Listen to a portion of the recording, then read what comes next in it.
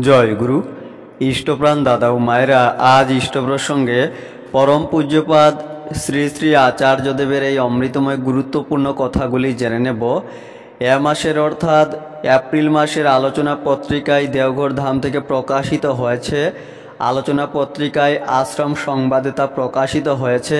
আশ্রম সংবাদে বিভিন্ন সংবাদ প্রকাশিত হয়েছে। আজ আশ্রম সংবাদ ভিডিও নাম্বার 2, আজ দ্বিতীয় পর্ব।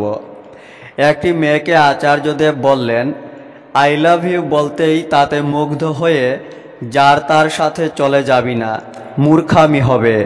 তার সম্বন্ধে জানিস না, মোটর বাইক নিয়ে এসেছে, তাতে তোকে চাপিয়ে নিয়ে যাচ্ছে। ভালো করে খোঁজ নিলেই জানতে পারবি সেই বাইকটা ওর বাবার। তেল ভরছে বাবার প্যাকেটের টাকা দিয়ে। কয়েকদিন পর সে তোকে বিয়ে করতে চাইল। তার নিজের রোজগার নাই, রোজগার তো তার বাবার। বিয়ে করে কিছুদিন পর সে আর খাওয়াতে পারবে না, ছেড়ে দেবে। তাই আগে লেখাপড়া শিখে নিজের পায়ে দাঁড়া, যোগ্যতা অর্জন কর, তারপর বিয়ে করবি ঠাকুরের বিধান মেনে।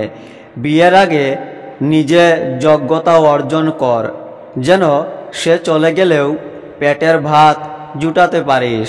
এক দাদা বিধিমাফিক নাম করতে চান। শ্রী শ্রী আচার্যদেব উনাকে বললেন, যে কাজগুলো পেন্ডিং রেখেছ সেই কাজগুলো আগে সেরে ফেলো। যাদের কাজ পেন্ডিং থাকে তাদের নাম ঠিক মতো হয় না।